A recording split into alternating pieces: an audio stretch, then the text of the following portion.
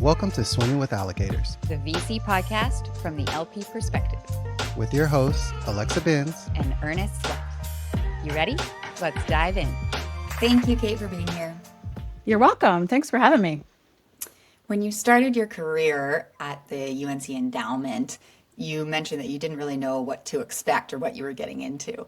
And what did that open up for you? Just would love to sort of start at the beginning.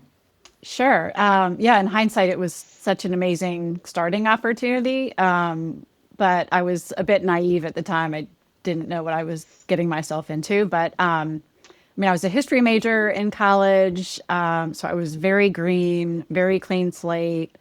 The folks at UNC management definitely took a chance on me, which I appreciate. But I did have, a deep and steep learning curve. I remember taking sort of the introductory finance and accounting classes at UNC to supplement my training. I felt just like a sponge all the time.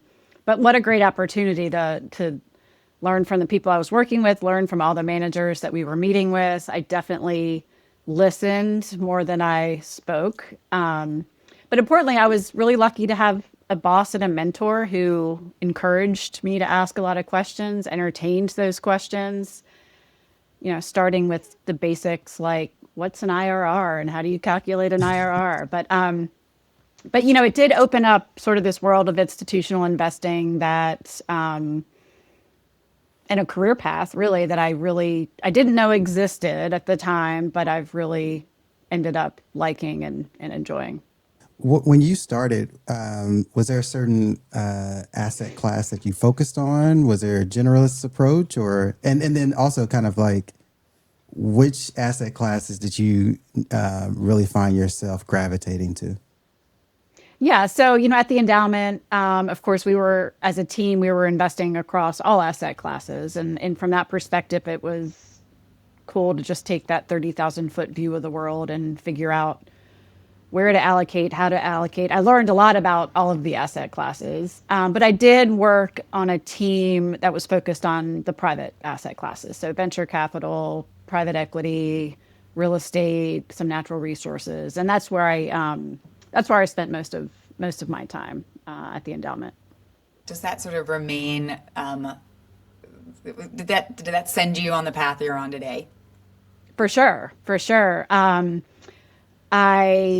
I don't think it was by design, but I did gradually specialize over time, but always within private capital and then ultimately where I am today in venture capital. The approaches at Parish Capital, where you ended up next, and then Truebridge are not identical. Would you be able to share with us a little bit about the different approaches and where you've kind of come out with your own personal approach? Sure. So Parish was a fund of funds format. The strategy at Parish was to back and allocate to smaller, oftentimes emerging, both buyout and venture managers. So size was the first screen.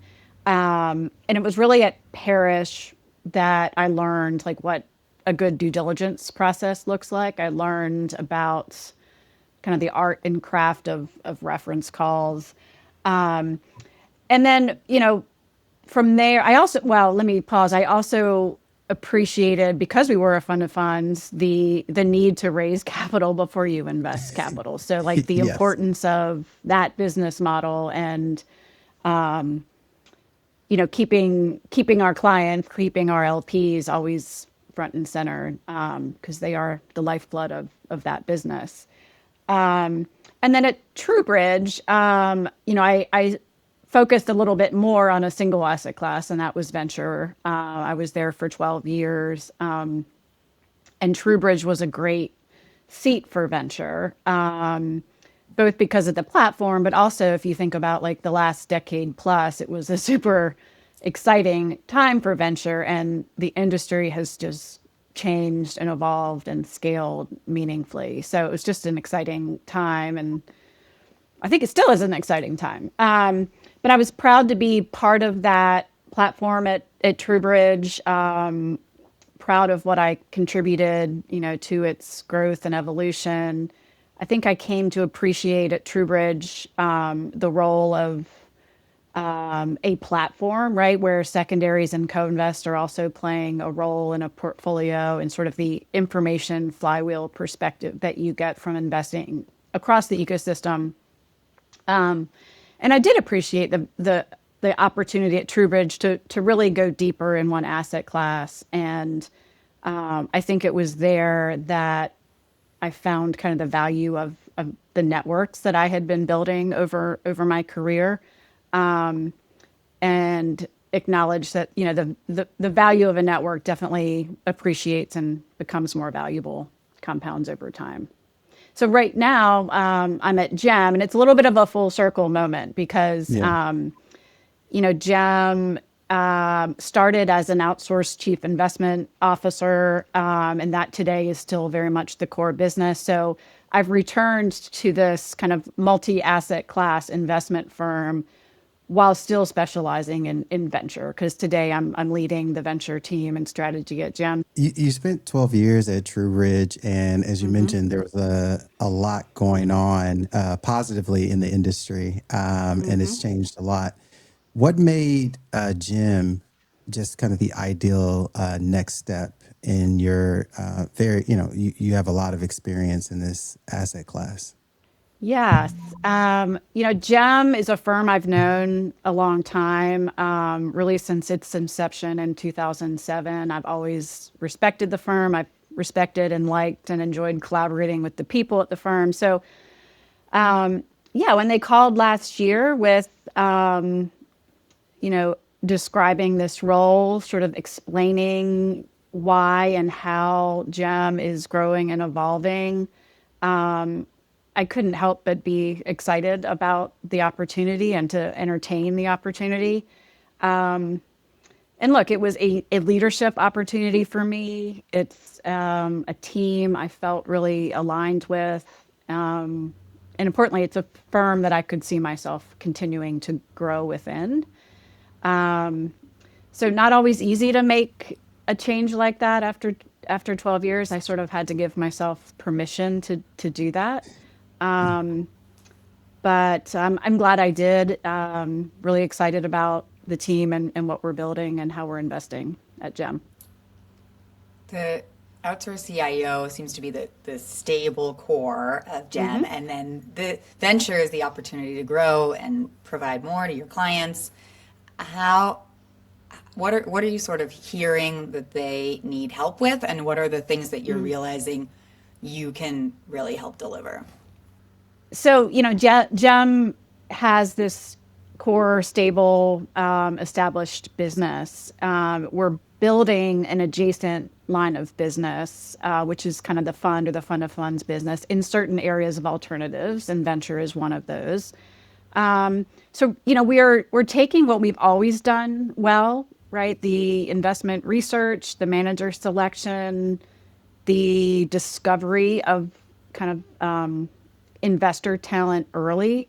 We're taking what we've always done well and now, you know, packaging that in a different way so that we are partnering with different types of clients that like what we're doing in venture capital, for example, and like our approach to the asset class, but don't necessarily need the fully discretionary OCIO solution. So it has opened us up more to different types of LPs.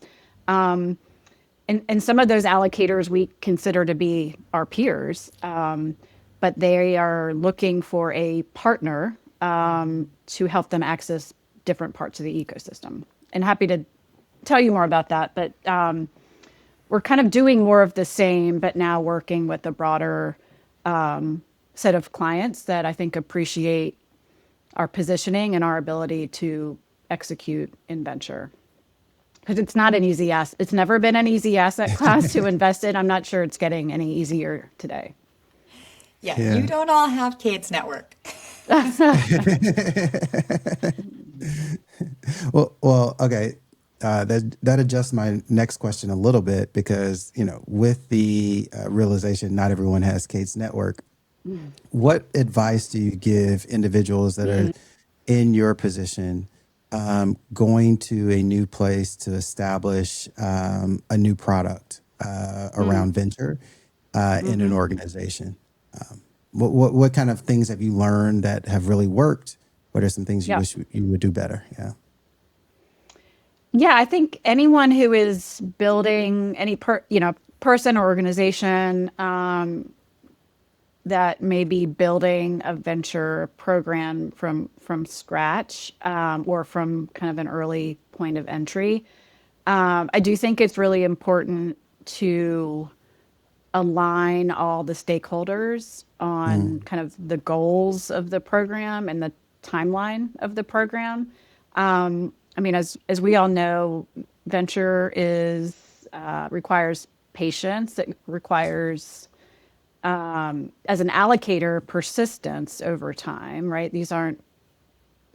It's not an asset class that you can dip in and dip out of easily, and I think successfully. So I think alignment on like the time frame, the long term approach, and then maybe importantly, like what the strengths are in an organization such that you know and can determine like what you want to build internally and what you might want to build alongside external partners, because it does require, like, I think if you want to build a best in class venture portfolio, it requires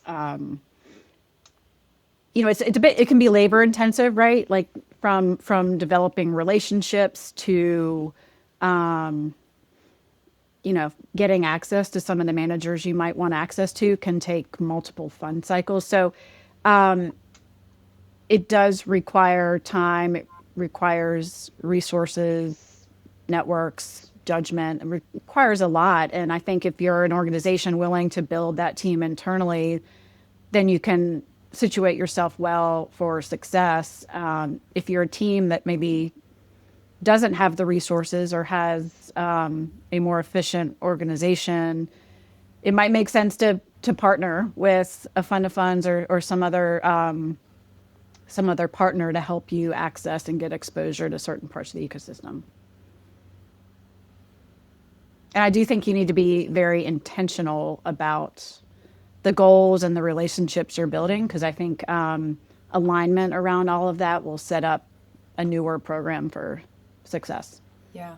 I got the sense maybe as recently as 5 years ago, your average retail wealth manager would have said, you got to have access. We don't have it. So this isn't for us. Everybody Right. sort of understood how hard the access piece was. And venture truly Right. was meant for the Kates of the world because you needed that introduction. And I kind of feel like everyone has forgotten that. And it feels a little bit like they all think they can do it now. Are you picking up on is that Yes. democratization or access actually changing the truth, which is that there's only so many funds you want to be in and there's not room for everybody in those funds? I do think there's some truth in that. And I think that is maybe going to lead us into how the market has bifurcated. But a lot of those top tier brands and firms have scaled meaningfully over time. And you can argue that their brand, their scale, their size, their platform is a competitive advantage today. And because of that, I think, a handful of those firms continue to be access constrained.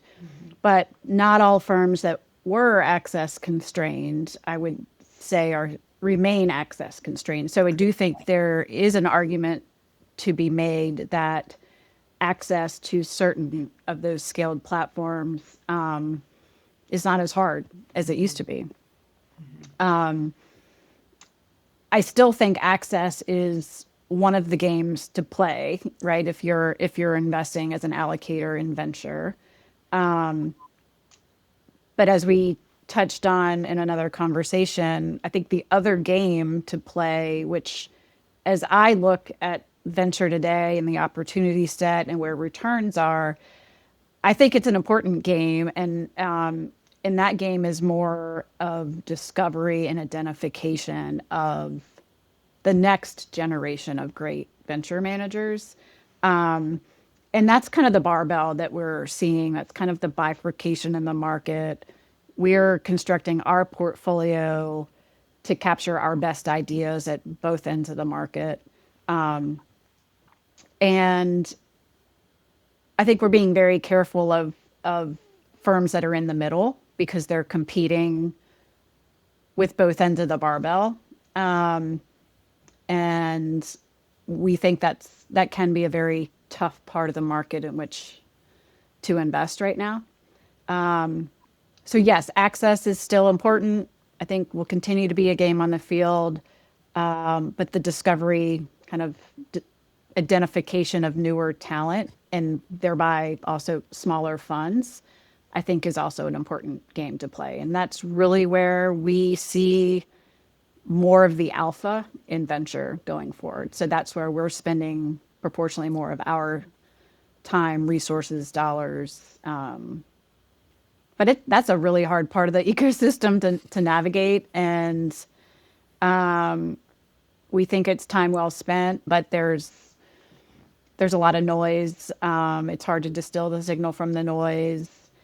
Yeah, it's quite the market for everyone involved, founders, GPs, and LPs alike. So for for finding that newer talent, what's kind of been your approach to finding the right top of funnel, not the entire top of funnel, but the right top of funnel, and getting to know those managers? Are there certain avenues, trusted partners, signals that you look for? First of all, we do have the philosophy that like the more we see, the better filter we have, and ultimately the better decisions we'll make. So we do want to see everything. Whether we're seeing 100% of the market, I don't know. But like last year, I think we logged up close to 600 opportunities, and that's a lot. Yeah. So I think that, the framework we use when we're meeting and getting to know any venture investor,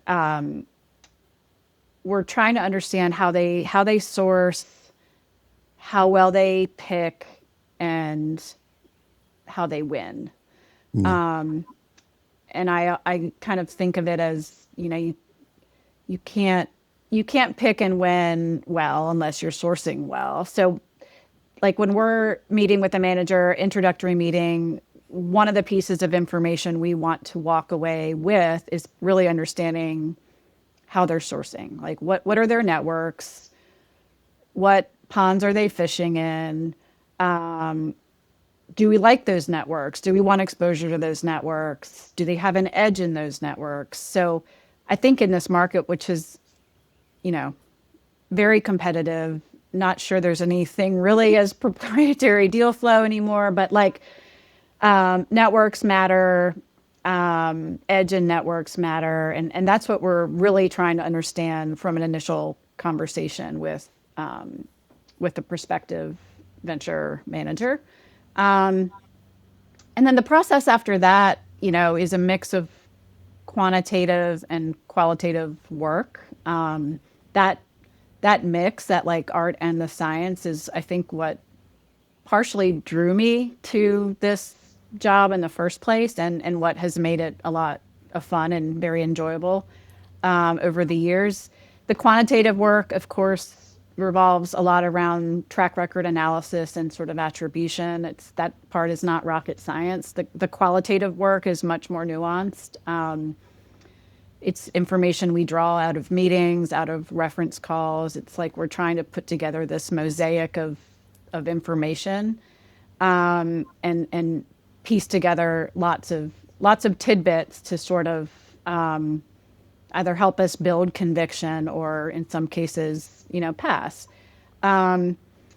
So, I think our process generally is pretty institutional. I'm not sure it looks terribly different than other of our peer allocators. We like the luxury of time, but we can also move very quickly. But I think at the end of the day, we're a conviction-driven decision maker. We're looking for exceptional people who source, pick, and win exceptionally well.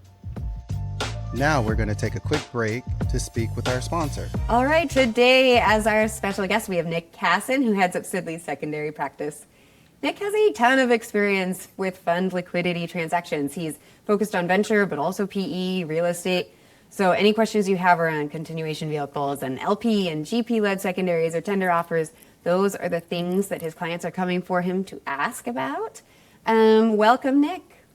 Thank you. Thank you, Alexa. It's great to be here with you. Absolutely. I would love to talk initially about the secondaries boom. It feels like this has been sort of record-breaking years for the secondary market. What are the dynamics that are leading that? Sure. So I've been in secondary for over 15 years now, and so I feel fortunate to have had a front seat viewing to the growth, which has been pretty extraordinary. Just to give you a sense, when I started off in 2010, there was about 15 to 20 billion of transaction value that entire year. Now this year we're expecting to come close to, I mean, even exceed 250 billion. The growth has been truly extraordinary. In terms of the dynamics, I think it's helpful to take a step back and think of the dynamics at play today in the private funds and private markets ecosystem. I think on the one hand, it's important to remember that the asset class funds, venture funds, real estate funds, PE buyout funds, what they all share in common is that they're highly illiquid investments. So there's a long-term lockup of the capital. Typically, you make an investment, your capital commitment is locked up for 10, 15 years. And the default is that you don't have a right to sell other than, and this is why a market is established for the secondaries market. And so in addition to that lockup, you have a decline in distributions. I mean, it's been broadly covered in the press, in particular the PE press, that there's been muted M&A activity. Despite some high-profile recent IPOs, the IPO market and the public market exit opportunities have been sluggish. Interest rates have been high. And then on the other side of this, you've got capital constraints and limitations that the investors in PE are facing as it relates to their ability to deploy into new funds, which every year are growing larger, and every year seemingly the pace at which the sponsors are looking to raise is accelerating. Mm-hmm. And so at the intersection of those two opposing forces, you've got a tremendous amount of pressure. And the solution for that pressure, the pressure release valve, if you will, is the secondaries market. And so these secondaries players, and we'll talk about some of the new entrants, I'm sure today, have developed a market whereby they provide liquidity to private market participants that need it. Yeah, I would love to hear more about those new entrants. Right. So, and so I think to understand why there's been new entrants, one transaction type in particular is worth mentioning, and that is these CV transactions. And so I would say over the last 10 years, CVs have become more and more common, such that now they represent one of the customarily thought about exit strategies for portfolio company ownership by private funds.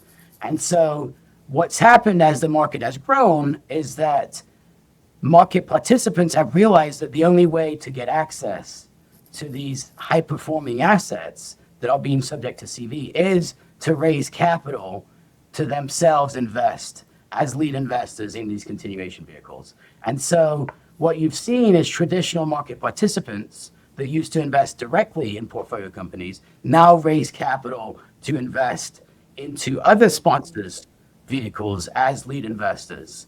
And in addition to that, you have family offices, which is a growing pool of capital, also take advantage of the shift in the market and participate as lead investors. So it really the expansion of the pools available for these transactions has been impressive in their own right. And now back to our LP interview.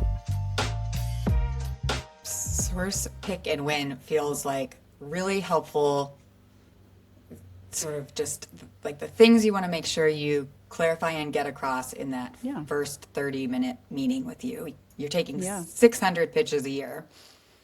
I've noticed, for instance, on the VC side, YC alum are fabulous at getting their pitch done in the first 5 minutes of the call. And from there, you can actually have a conversation.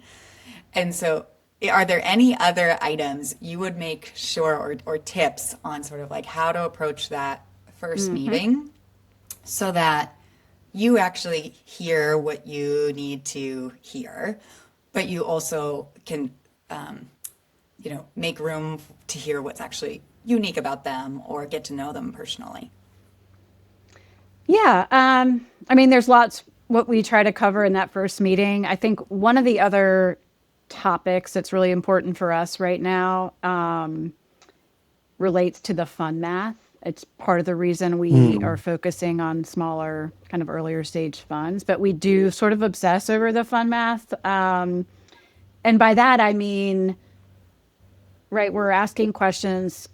There's a targeted fund size. We're asking questions and want to understand portfolio construction. What is your target ownership? How many positions? What is your reserve strategy? So what's the first, what percentage of the capital is going into that first check versus follow-on checks?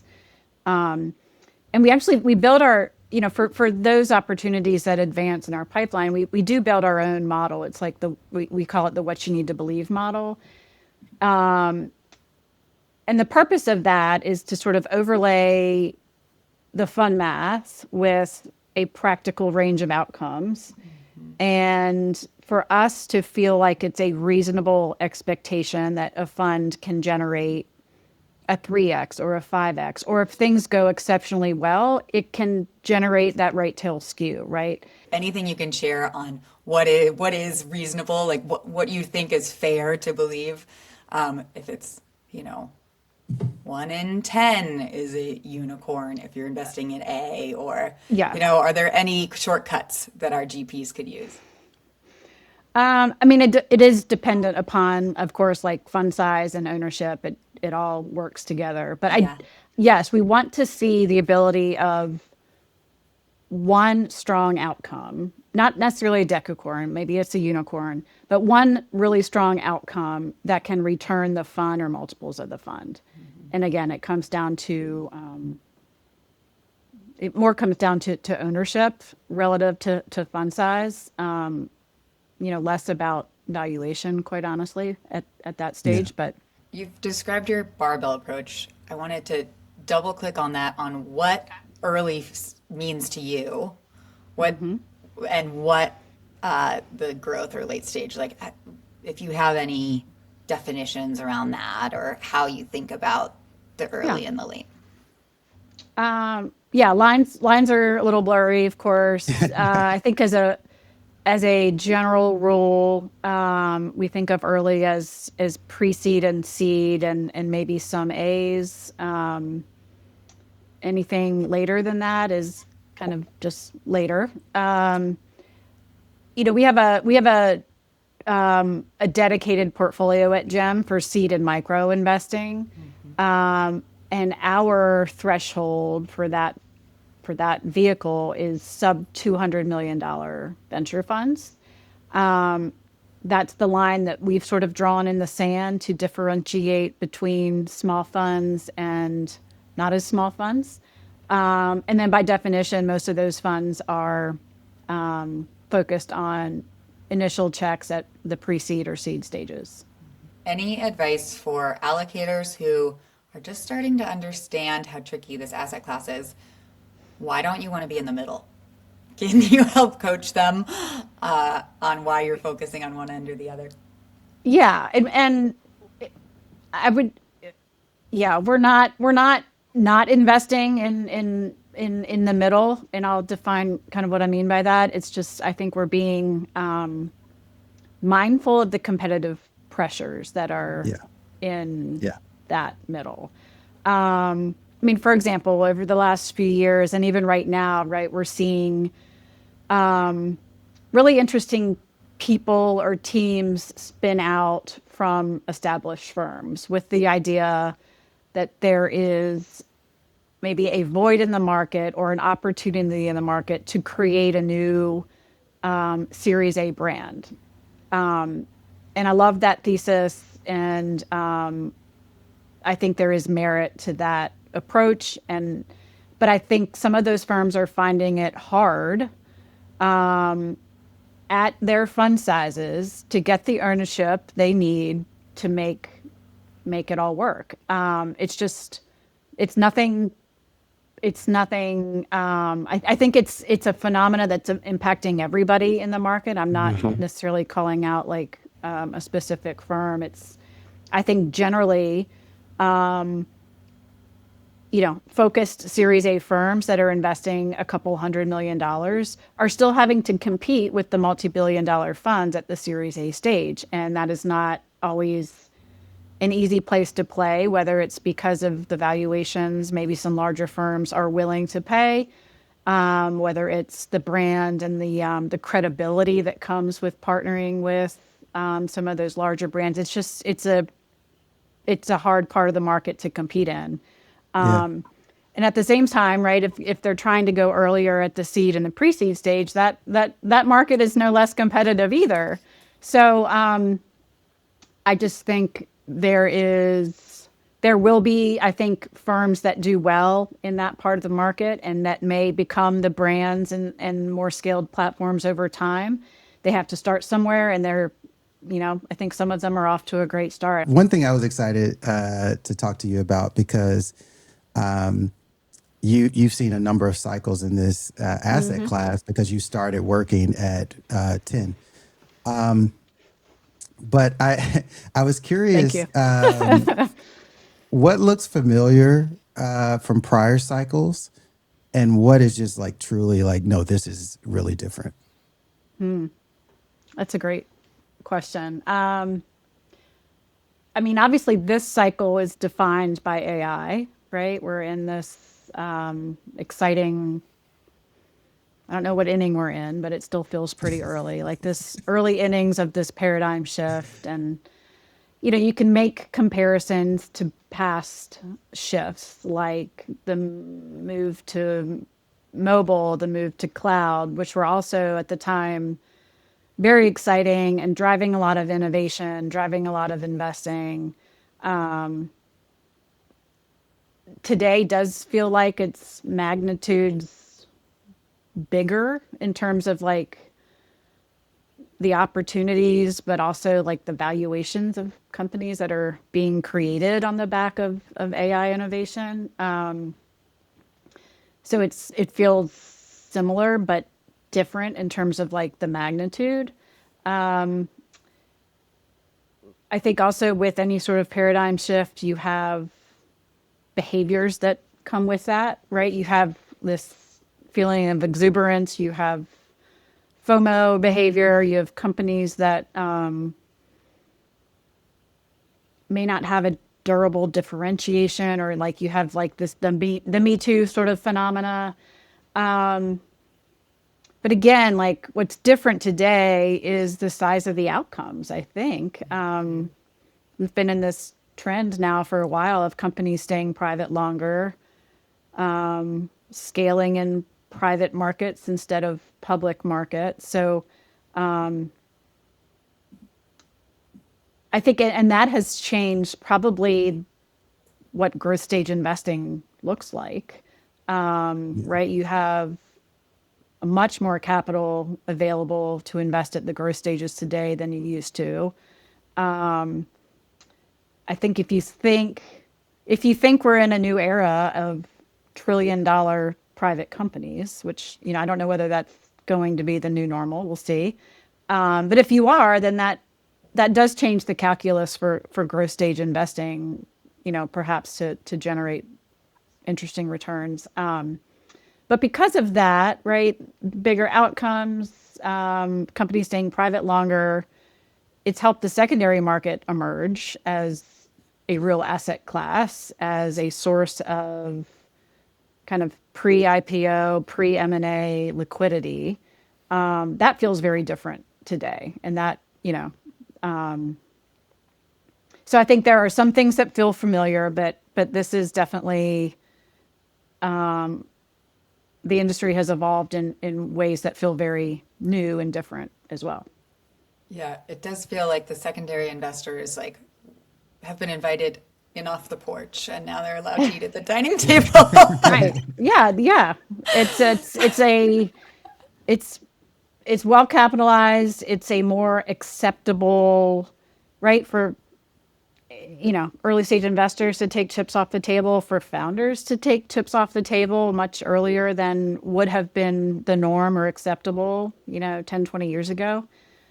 For better or for worse, it's very normal and very acceptable today, which is both, something to be mindful of, but also an opportunity for investors to, both enter and exit private companies at different stages. You've given us a lovely look backward. Crystal ball, what are you seeing as the most interesting opportunities in venture? Where would you focus people's time or interest?